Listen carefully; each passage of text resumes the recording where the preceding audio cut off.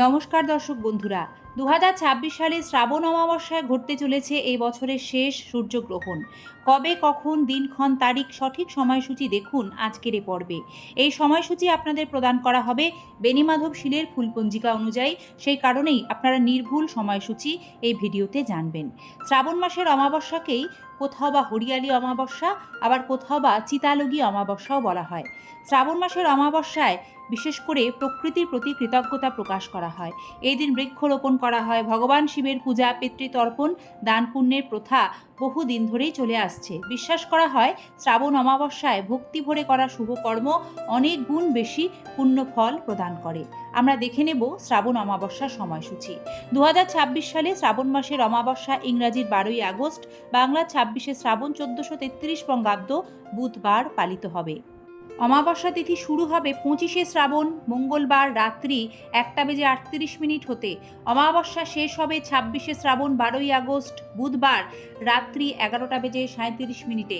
তাই উদয় তিথির বিচারে 2026 সালে শ্রাবণ অমাবস্যার নিশি পালন, ব্রত, উপবাস সব কিছুই হবে 12ই আগস্ট 26শে শ্রাবণ 1433 বঙ্গাব্দ বুধবার।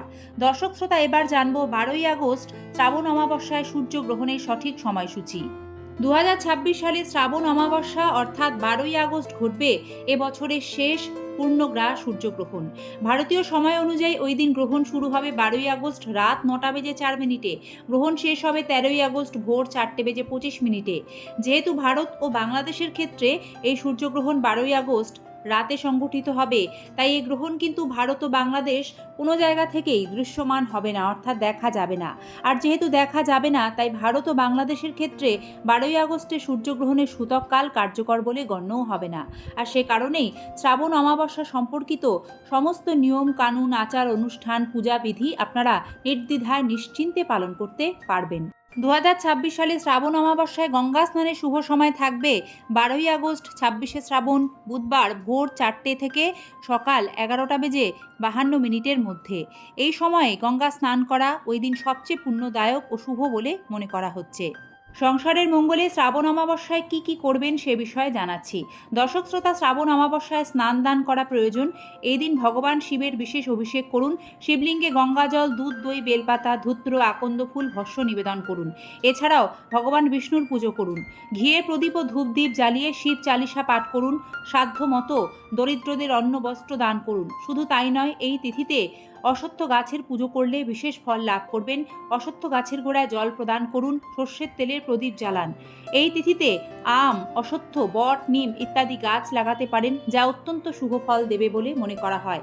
কারণ শ্রাবণ অমাবস্যা হলো হরিয়ালি অমাবস্যা, প্রকৃতিকে সম্মান করার দিন। শ্রাবণ অমাবস্যায় নিষিদ্ধ কাজ কি কি? অমাবস্যায় নখ চুলদাড়ি কাটবেন না, তাতে গ্রহ দোষ আসে। তুলসী পাতা অমাবস্যার দিন ভুলেও তুলবেন না।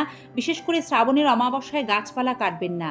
আপনার সাধ্যমতো ক্ষুধার্ত ব্যক্তিদের অন্ন দান করুন, নতুন বস্ত্র দান করুন, অর্থ দান করুন, ভালো ফল পাবেন। পশু পাখিকে খাবার খাওয়ান। এই দিন কোনো পশু পাখিকে আঘাত করবেন না। অমাবস্যার সন্ধ্যায় আপনার বাড়ির সদর দরজায় 2টি তিলের তেলের প্রদীপ জ্বালাবেন। এতে পিতৃপুরুষদের আশীর্বাদ লাভ করবেন, পিতৃদোষ কাটবে। এবং অমাবস্যার সন্ধ্যায় বাড়ির ঠাকুর ঘরে উত্তর পূর্ব দিকে একটি ঘিয়ের প্রদীপ জ্বালিয়ে দেবেন। তুলসী তলাতেও এই দিন পারলে ঘিয়ের বাতি দেবেন। এতে সংসারে সকল প্রকার বাস্তু দোষ দূর হবে। অমাবস্যার দিন তামসিক আহার বর্জন করুন। নেশা জাতীয় কোনো বস্তু গ্রহণ করবেন না। টাকা ঋণ ধার নেবেন না এবং অযথা তর্ক বিবাদে জড়িয়ে পড়বেন না।